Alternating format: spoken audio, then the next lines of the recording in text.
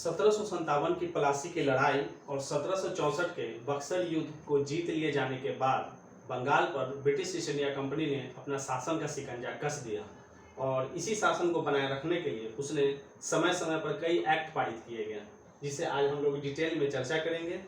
और इस मेरा यह मतलब कॉन्फिडेंस है कि अगर जो ये मैंने एक्ट जो बताया है डिटेल करके, जो कि आपकी कंप्लीटली एग्जामिनेशन में पूछे जाते हैं क्वेश्चन, मतलब ये उसमें कुछ एक जो एक्ट हैं उसको मैंने छोड़ भी दिया है जो एग्जाम में मुझे कभी नहीं मिला। मतलब आज तक मैंने जैसे 40-50 एग्जामिनेशन जो दिए मुझे उन एक्ट को मैंने छोड़ा है जो कभी हमको एग्जामिनेशन में उतना इंपॉर्टेंट नहीं लिए, इसलिए मैंने उसी एक्ट को यहाँ पर चर्चा किया है जो आपके एग्जामिनेशन के पॉइंट ऑफ व्यू से बहुत इंपॉर्टेंट होने वाला है। ठीक है, तो हम लोग इसको डिटेल से चर्चा करते हैं। तो चलिए, मैं दिवाकर, और अगर ये वीडियो आपको ज़्यादा अच्छा लगता है तो ज़्यादा से ज़्यादा लोगों को बीच शेयर कीजिएगा और मेरे चैनल को सब्सक्राइब कीजिएगा, तो फिर आपको आने वाले जो भी नोटिफिकेशन है वो आपको समय से मिलते रहेंगे। तो जब 1757 और 1764 के युद्ध को जीत लेने के बाद जब कंपनी ने अपने यहाँ एक्ट जब शुरुआत की तो सबसे पहला एक्ट उसने जो लाया था वो 1773 ईस्वी का रेगुलेटिंग एक्ट था।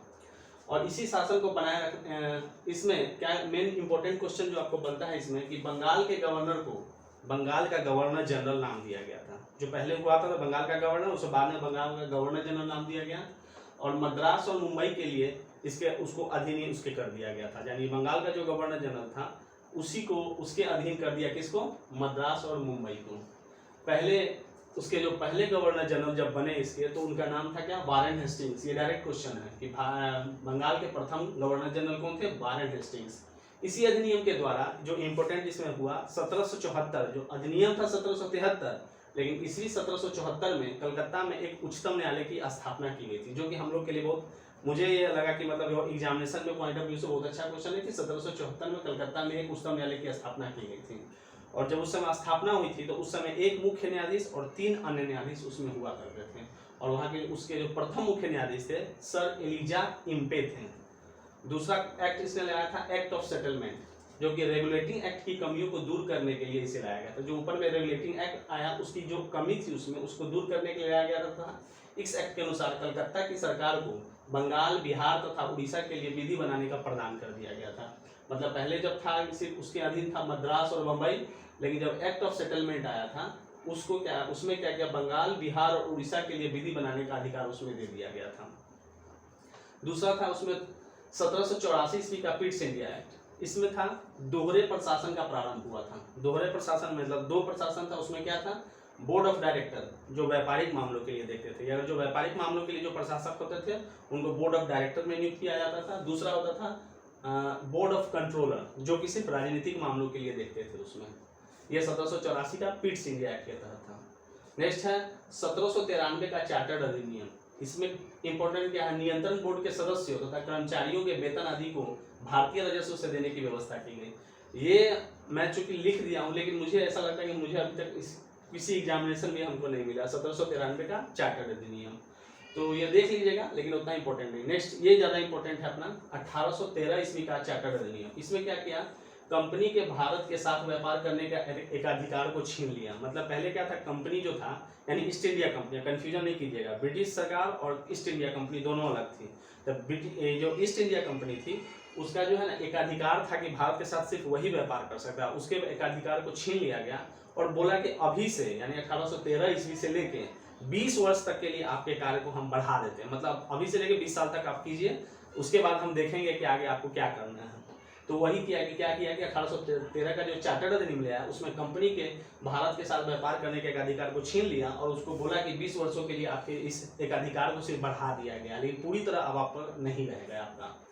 नेक्स्ट उससे रिलेटेड 1833 का चार्टर्ड अधिनियम। इसके द्वारा कंपनी के व्यापारिक अधिकार को पूर्णतः समाप्त कर दिया गया। बस देखिए, यही बोला वही काम कर दिया। यानी कि बोला 20 वर्षों के लिए, यानी 1813 और उसमें 20 आप जोड़ देते तो 1833 हो जाता है। तो उसी में क्या किया कि इसके द्वारा कंपनी के व्यापारिक अधिकार को पूर्णतः समाप्त कर दिया। जो ये बोला था केवल शासन करने के लिए बोला कि आप ब्रिटिश सरकार की ओर से ईस्ट इंडिया कंपनी आप सिर्फ भारत पर शासन कीजिए, इसके अलावा आप ज्यादा दिमाग नहीं लगाइए, क्योंकि जो भी व्यापार वगैरह जो भी करना हो वो हम करेंगे। बंगाल के गवर्नर जनरल को भारत का गवर्नर जनरल कहा जाने लगा। ये भी इंपॉर्टेंट है, ये मुझे एग्जामिनेशन में बहुत बार मिला है कि किस अधिनियम के द्वारा बंगाल के गवर्नर जनरल को भारत का गवर्नर जनरल बना दिया गया था। ये आप याद रखिएगा, 1833 ईस्वी का चार्टर्ड अधिनियम। इसमें और उसमें और इम्पोर्टेंट क्या हुआ था चार्टर अधिनियम में, इसमें दास प्रथा को विधि विरुद्ध घोषित किया गया। पहले क्या था, पहले के जमाने में जो बड़े राजा महाराजा उनके यहाँ सब दास लोग की नियुक्ति होती थी, तो अंग्रेज लोग वो देखे कुछ कुछ काम अंग्रेज बहुत अच्छा यहाँ करते गए और भारत के जो भी समाज है उसको बहुत डेवलप किया। तो उसमें बताया गया कि दास प्रथा बोला कि वो देखा यहाँ पर कि यहाँ तो भाई सबके घर में बड़े बड़े लोग में दास लगा हुआ, दास दासी काम कर रही, तो वो तो ऐसा चलेगा नहीं। वो बोला कि नहीं, ये जो है विधि के विरुद्ध है। इसलिए उस समय क्या गया 1866 का अधिनियम जो 33 का, उसमें बोला कि दास प्रथा को पूर्णतः विरुद्ध घोषित करके खत्म कर दिया। और 1834 में लॉर्ड मैकाले की अध्यक्षता में प्रथम विधि आयोग के गठन कर दिया गया था। ठीक है, नेक्स्ट सवाल है 1853 का चार्टर अधिनियम। ये बहुत अच्छा इंपॉर्टेंट है, जो कि आप लोग से रिलेटेड होने वाला है। ये था सेवाओं में नामजदगी के सिद्धांत को समाप्त कर दिया गया। मतलब जो भी सरकार अभी सरकारी नौकरी है उसमें क्या था, जो बड़े पदाधिकारी होते थे वो रिकमेंड करते थे कि इनको नियुक्ति कर लो, उनको नियुक्ति कर लो, वो मेरा रिलेटिव है। इस तरह की जो नामजदगी था ना, नाम दे दिया करते थे कि उनकी नियुक्ति होगी, वो उसको जो है सरकार ब्रिटिश सरकार 1853 का चार्टर अधिनियम के द्वारा सेवा में नामजदगी के सिद्धांत को समाप्त कर दिया और बोला कि प्रतियोगिता परीक्षा के आधार पर हम इसको भरेंगे। मतलब जो भी आदमी को सरकारी नौकरी वगैरह जो भी देंगे उसके लिए प्रतियोगिता परीक्षा का आयोजन करेंगे, जो पास होगा। तो ये चूंकि आप लोग से रिलेटेड है, याद रखिएगा 1853 का चार्टर अधिनियम के द्वारा ही आप लोग प्रतियोगिता परीक्षा के आधार पर आज के डेट में नौकरी ले रहे हैं। नेक्स्ट था 1858 का भारत शासन अधिनियम। ये भी अच्छा सवाल है। भारत का शासन कंपनी से लेकर ब्रिटिश क्राउन के हाथों में दे दिया गया। ये देखिए 1833 में तो बोला कि ठीक है, अब तुम्हारा जो है हम व्यापार अब नहीं करना है, तुम हमारा शासन करो। अब उससे उसको लगा कि नहीं, अब ये भी इसे छीन लिया जाए, मतलब उसको लगा कि चलो इसको फाइनली हटा दिया जाए। तो 1858 का भारत शासन अधिनियम लिया और इसमें भारत का शासन कंपनी से लेकर ब्रिटिश क्राउन के हाथों में दे दिया गया और बोला मुगल सम्राट के पद को समाप्त कर दिया। बोला कोई मुगल सम्राट यहाँ नहीं रहेगा, उसको खत्म कर दिया गया। और बोला ब्रिटिश सरकार की ओर से कि भारत में एक सचिव की नियुक्ति करेंगे, यानी सेक्रेटरी का, यानी इंडियन सेक्रेटरी की नियुक्ति की गई और गवर्नर जनरल का नाम बदलकर पहला बार उसका नाम कर दिया गया वायसराय कर दिया गया था। और प्रथम वायसराय जो थे लॉर्ड कैनिंग थे। बहुत बार एग्जामिनेशन में पूछा गया है कि गवर्नर जनरल और वायसराय, ये दोनों में कंफ्यूजन नहीं कीजिएगा, वायसराय थे लॉर्ड कैनिंग। ठीक है, नेक्स्ट सवाल आता है 1861 का भारत परिषद अधिनियम।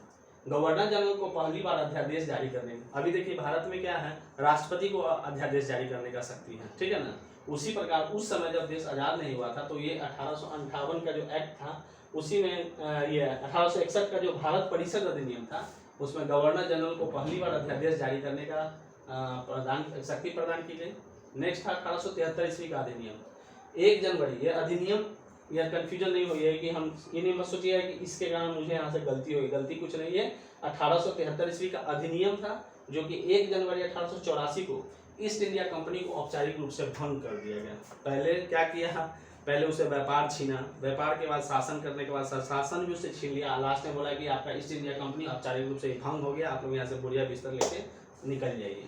1892 का भारत परिषद अधिनियम, ये भी बहुत अच्छा एग्जामिनेशन, क्योंकि भारत में अप्रत्यक्ष चुनाव प्रणाली की शुरुआत वहीं से हुई थी। 1892 का भारत परिषद अधिनियम। राजस्व एवं बजट पर बहस और कार्यकारिणी से प्रश्न पूछने की शक्ति दी गई। ये भी देखिए इंपॉर्टेंट है। अभी हमारे यहाँ जो भी होता है कि राजस्व एवं बजट पर जो बहस चलता है और कार्यकारिणी यानी जो सिटिंग सरकार है उससे आप प्रश्न पूछा जाता है, वो भी इसी के दिन है 1892 ईस्वी का भारत परिषद अधिनियम। नेक्स्ट था 1909 का भारत परिषद अधिनियम। ये भी था लेकिन मार्ले मिंटो सुधार, इससे 2 क्वेश्चन बनता है, ध्यान रखिएगा। जब भी क्वेश्चन आपको आएगा, ये 1909 का भारत परिषद अधिनियम है, इसको अन्य किस नाम से जाना जाता है, तो ये नाम है मार्ले और मिंटो। ये भी अंग्रेज थे, तो उन दोनों के चूंकि भारत के थे लॉर्ड मिंटो सांप्रदायिक निर्वाचन, जो भी भारत के अच्छे पोस्ट पर इलेक्ट थे जो कि ब्रिटिश थे, तो उनके नाम पर बनाया गया, जो कि इसी एक्ट से वो लोग रिलेटेड थे। 1909 का भारत परिषद अधिनियम मार्ले मिंटो सुधार। तो क्वेश्चन इससे आता है 1909 का भारत परिषद अधिनियम में अन्य किस नाम से जाना जाता है, तो मार्ले मिंटो सुधार के नाम से जाना जाता है। इसमें क्या एक्ट में था, पहली बार मुस्लिम समुदाय के लिए पृथक प्रतिनिधि, बोला मुस्लिम का जो समुदाय का जो प्रतिनिधित्व करेगा वो अलग होगा, उसका प्रतिनिधि कोई हिंदू नहीं कर सकता। और बोला उसके जो सदस्य का जो चुनाव होगा उसमें केवल मुस्लिम मतदाता ही भाग लेगा, ये भी इम्पोर्टेंट था। और लॉर्ड मिंटो में और मतदाता भाग लिया, तो इससे सांप्रदायिकता का भाग हुआ। तो ये क्या हुआ, लॉर्ड मिंटो को इसलिए बोला सांप्रदायिक निर्वाचक का जनक भी उनको बोला। उन्हीं के समय में ये सब चीज लागू किया गया था 1909 का। तो वो भी एक सुधार से अच्छा काम किए थे उस समय, उनके अनुसार सही था। 1919 ईस्वी का भारत शासन अधिनियम, इससे, और उसका नाम क्या था, मोंटेग्यू चेम्सफोर्ड। ये क्वेश्चन भी मुझे एग्जामिनेशन में शुरू में मैं भी जब बनाता था तो गलती हो जाता था। कभी 1909 में मॉन्टेग्यू चेम्सफोर्ड कर देता था और 1919 में मार्ले मिंटो। तो ये ध्यान देना है कि 1909 का नाम अन्य नाम था मार्ले मिंटो सुधार और 1919 का भारत शासन अधिनियम था मॉन्टेग्यू चेम्सफोर्ड सुधार। केंद्र में द्विसदनात्मक विधायिका की स्थापना की गई। इसके द्वारा प्रथम राज्य परिषद और दूसरा था केंद्रीय विधानसभा, इसी के तहत दिया गया था। और इसमें क्या क्या था, प्रांतों में द्वैध शासन प्रणाली का प्रवर्तन भी इसी को कहा जाता है। और भारत में सचिव का अधिकार दिया गया कि वह भारत में लेखा परीक्षा की नियुक्ति, भारत के जो कंट्रोलर एडिटर जनरल होते हैं महालेखा परीक्षक, उसकी नियुक्ति भारत के जो सचिव थे, जो मैंने बताया कि जो अंग्रेज के द्वारा भारत सचिव की नियुक्ति किया, तो उसको ये अधिकार दिया गया था कि आप भारत के महालेखा परीक्षक की नियुक्ति कर सकते हैं। और इसी अधिनियम के द्वारा 1919 के द्वारा महिलाओं को पहली बार वोट देने का अधिकार दिया गया था। कितना अच्छा है। देखिए मुस्लिम के लिए सबसे पहले लाया 1909 में, और भारत में जो मुस्लिम को मतदान देने के लिए जो अधिकार दिया गया था 1919 ईस्वी का भारत शासन अधिनियम। बहुत अच्छा है, बहुत इंपॉर्टेंट है, एग्जामिनेशन में बहुत बार क्वेश्चन पूछा है इससे। नेक्स्ट है 1935 ईस्वी का भारत शासन अधिनियम। मुख्य विशेषता इसका क्या क्या है, सिर्फ इसमें मुख्य विशेषता मैं बता रहा हूँ 1935 ईस्वी, जो एग्जामिनेशन के पॉइंट ऑफ व्यू से बहुत इंपॉर्टेंट है। यह जब लाया गया था उस अधिनियम, उस समय 321 अनुच्छेद तथा 10 अनुसूची था। इसमें क्वेश्चन में 1935 का भारत शासन अधिनियम में क्या था, 321 अनुच्छेद और 10 अनुसूची थी। इसमें और क्या इंपॉर्टेंट, इससे क्वेश्चन क्या क्या बनता है और एग्जामिनेशन में। अखिल भारतीय संघ की स्थापना हुई थी। अगर क्वेश्चन डायरेक्ट पूछता क्या है, अखिल भारतीय संघ की स्थापना किस अधिनियम के द्वारा हुई थी, तो 1935 के भारत शासन अधिनियम। नेक्स्ट है प्रांतीय स्वायत्तता, द्वैध शासन व्यवस्था का अंत कर दिया गया। प्रांतीय स्वायत्तता ले आई गई थी और द्वैध शासन की जो व्यवस्था था उसको अंत करके उसको स्वतंत्र कर दिया गया था। किसमें, 1935 का भारत शासन अधिनियम में।